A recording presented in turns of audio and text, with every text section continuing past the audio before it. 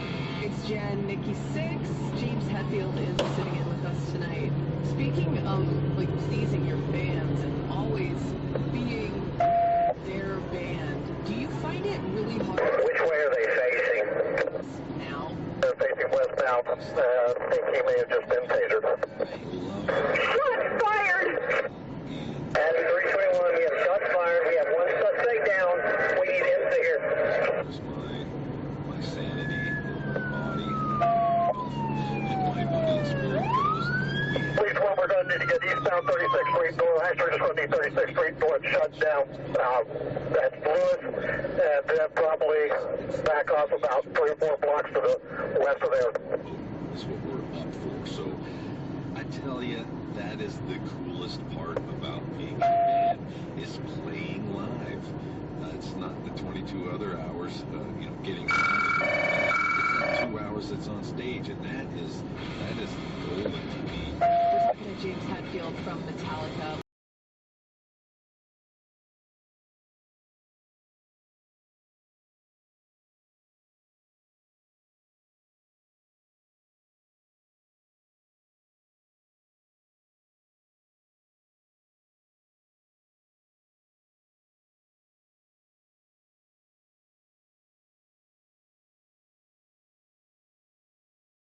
Betty Joe, where are you at? Well, he's got his hands up there for her now.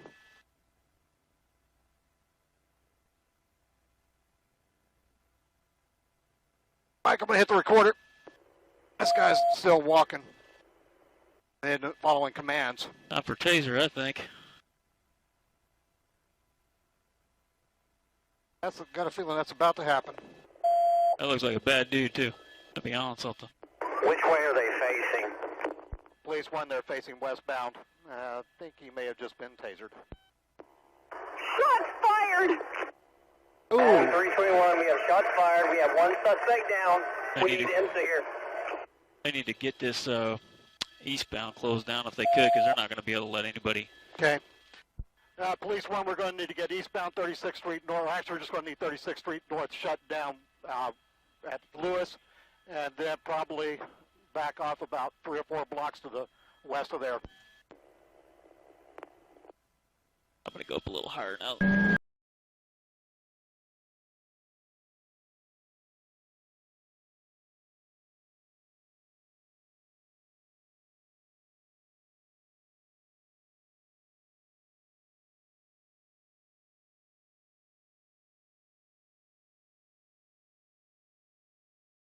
After he speaks, and after he is done, I will introduce the next 3 speakers that we have. And again, out of respect for the case, any questions about the criminal investigation unfortunately cannot be answered for you. Chief Chuck Jordan.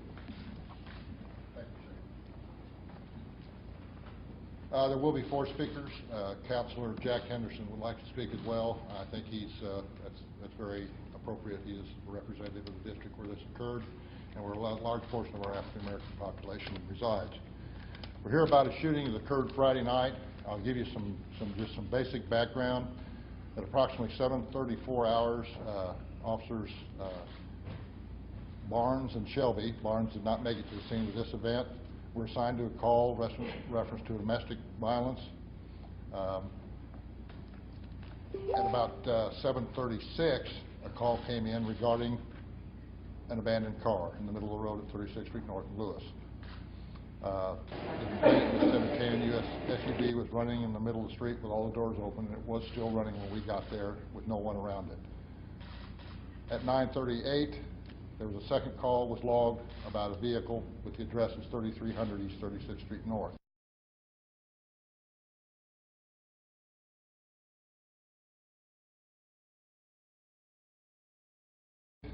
There was a second call was logged about a vehicle with the address is 3300 East 36th Street North. It was the wrong address. This was about a tan, large, maybe a Navigator, newer vehicle with driver's door open, abandoned, parked right in the middle of the road in the yellow line. The first caller informed that a male ran from the vehicle saying it's going to blow. Remember, Officer Shelby's en route to another call, but she comes across this at 7:41, found it abandoned in the roadway.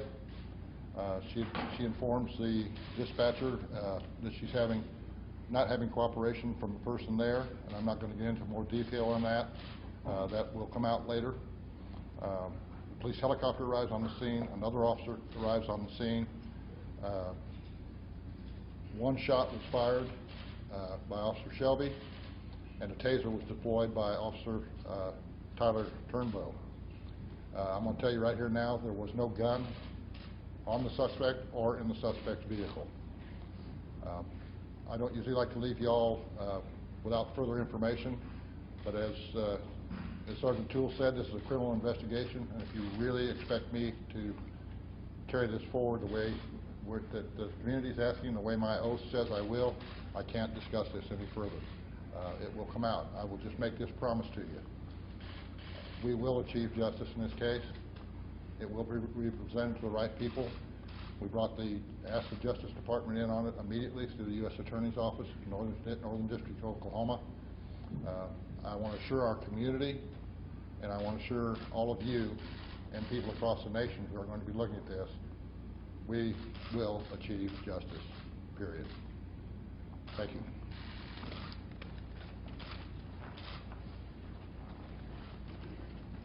Our next speaker will be Mayor Dewey Bartlett, and again, with respect to the criminal investigation under the proper guidance of the District Attorney's Office, he will not be answering any questions regarding the criminal aspect that he may or may not know about the case.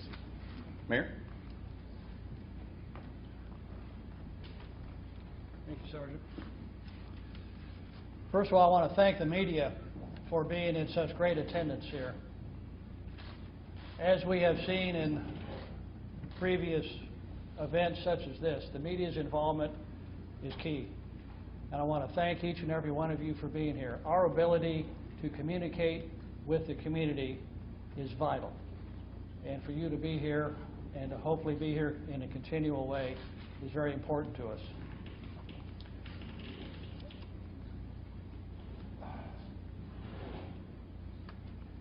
I represent one Tulsa. And once again, our city hurts. And I want to focus on two issues. One is that there's a family, a good family, that has been devastated by an event that they had absolutely nothing to do with. They need the entirety of our city to come to help them grieve and to help them attempt to understand what has happened. But they also need the community to come together to assure them that justice will be served properly. This city will be transparent. This city will not cover up. This city will do exactly what is necessary to make certain that all rights are protected, but that justice shall be done.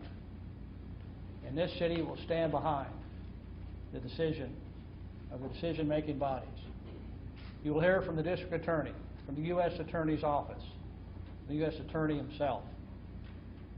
We are all in this situation together, and we want to see it done in a proper way. And we do ask the community to have faith in these various institutions.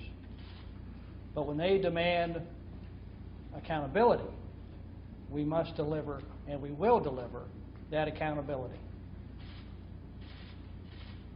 When issues do present itself to us, to me as mayor, and when they demand our change, our improvements, our alteration of policies, of procedures, of training, whatever it is, I assure you that it will be done, and it will happen, and it will be done swiftly and properly to the benefit of all. I've talked to the governor of Oklahoma, Mary Fallin. She's assured me that her offices will be available in whatever manner, shape, or form.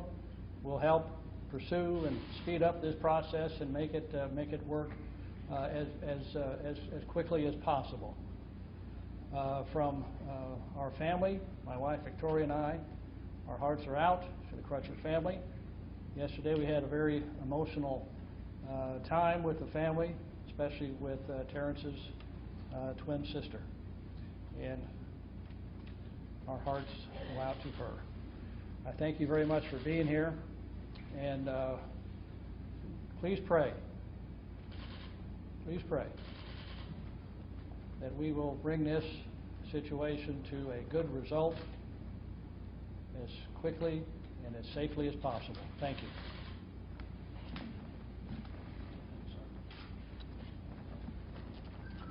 Our next speaker will be the Tulsa County District Attorney, Steve Kunzweiler. Mr. Kunzweiler.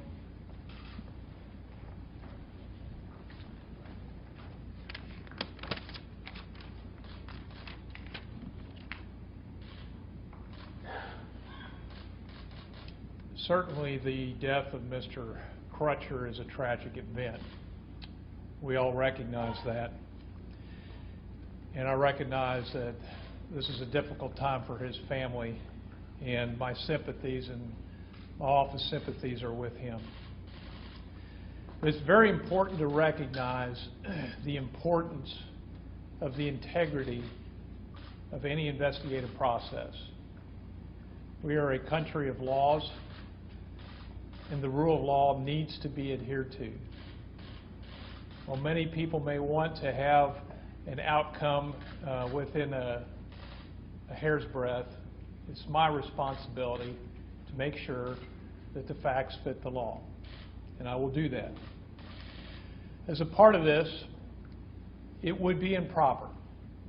In fact, it's prohibited for myself or for any law enforcement official connected with the investigation of this case to speak to the facts of the case. In this country, we are all entitled to the presumption of innocence until a judge or a jury determines otherwise. And a commentary on the facts and circumstances of this case, either by my office or by law enforcement, would be improper, since it could result in criminal charges. We need to protect the integrity of the process. While I recognize that there is a desire to have a quick answer, a lot of that will depend upon as soon as I start getting reports and I am fully advised of the facts and circumstances. What I want to point out is, in my experience as a prosecutor in this jurisdiction, the citizens of Tulsa County have long demonstrated a respect for the rule of law and for the legal process. I will continue to do the job that I have been sworn to do. What I ask is for our citizens to stand firm in their adherence to the rule of law. I also request this, that we pray for wisdom and guidance as our community addresses this sad event.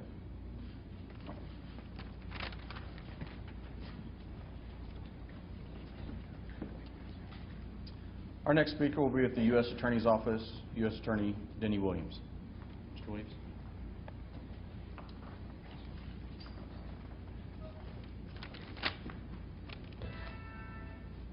The Justice Department has opened an independent and parallel investigation into the use of force by the Tulsa Police Department during their encounter with Terrence Crutcher last Friday.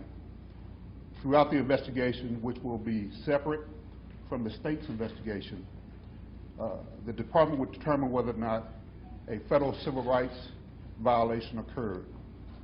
The investigation will include a comprehensive review of the events surrounding the September 16th shooting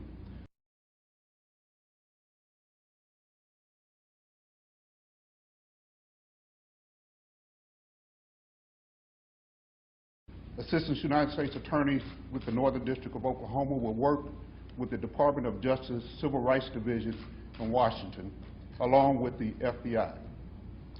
The Justice Department is committed to investigating allegations of excessive force by law enforcement officers and will devote whatever resources necessary to ensure that all allegations of serious civil rights violations are fully and completely investigated. I want to assure you that we will work well with the Tulsa Police Department and with Mr. Kutzweiler in the DA's office and to try to seek justice on behalf of this family and for the public. Thank you.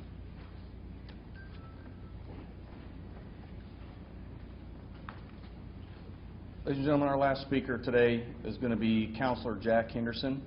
After he speaks, there'll be a final brief statement by Chief Jordan regarding the video release.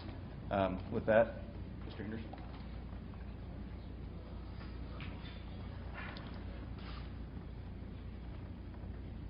I am joined today by former City Councilman Joe Williams and also President of the 100 Black Men on his initiation.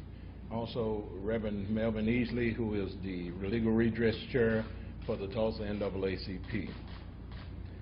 I have had a hard time with this incident.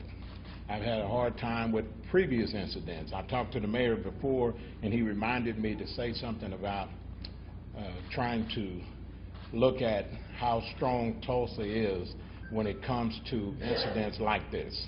And that reminds me of the shooting that happened on a Good Friday here, and it's been some years back now, but this community came together, and not one incident came out of that after we had someone running around shooting people. And I want to say to the mayor and to the police chief, to the district attorney, U.S. attorney, that I want to say on behalf of the public that we thank you for coming here today and letting the citizens know that this is something that's not going to be swept up under the rug. This is something that's going to be investigated, and we're going to get to the bottom of it so justice will be served for that family. I've talked to the father of the slain person, and he wanted me to try to get him an opportunity to pray over his son's body. I called the chief, and he was going to try to make that happen. The medical examiner, I don't think that they were going to release the body until they're done. I think that's going to happen today, and he will have that opportunity. But I want to say to each of you that's going to be listening to this press conference that I hope, my hope is that we remain a strong city, a together city, and we don't want to see things that happen in other cities here in Tulsa, Oklahoma. And with the openness of the police department, it makes me feel good that nothing's going to be swept up under the rug, and this is going to be a good trial and whatever else happens. But the main thing is that we as citizens need to know that we just need to sit back and wait and let the process take care of itself. Thank you.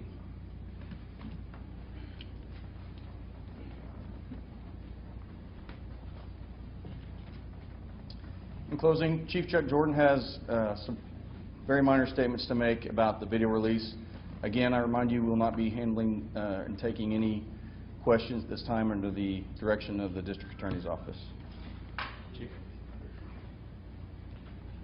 Immediately after this press conference, we have taken a while to get the video compiled. You got to remember, We have all the videos. We are sure of everybody that was on the scene of the event.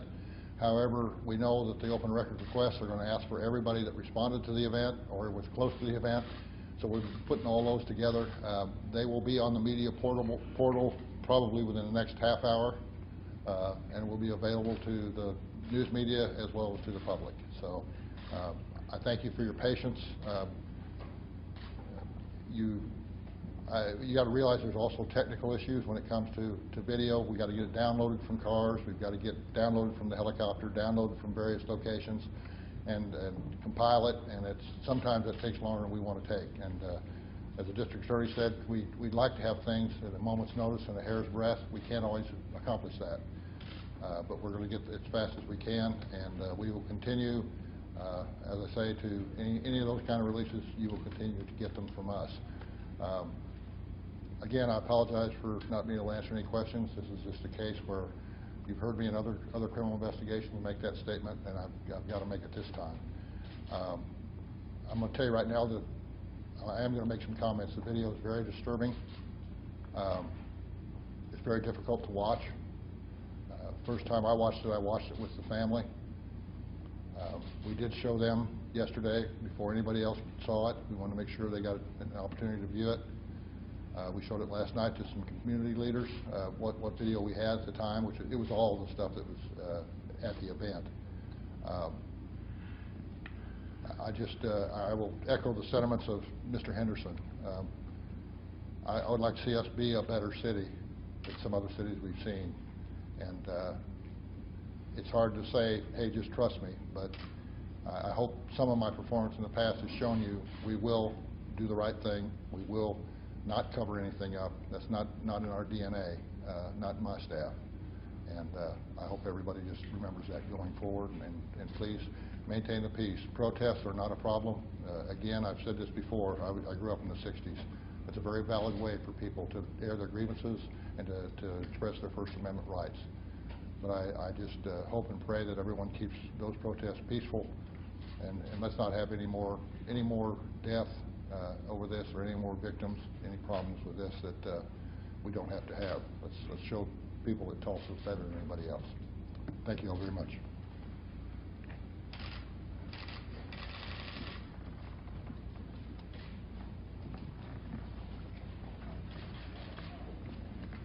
Ladies and gentlemen, thank you again for attending today. That's going to conclude the press conference for now. Any minor details about the case can be handled through the Public Information Office. As again, there are certain individuals that cannot answer certain questions. Even the PIO cannot answer certain questions regarding this case. Thank you for your attendance.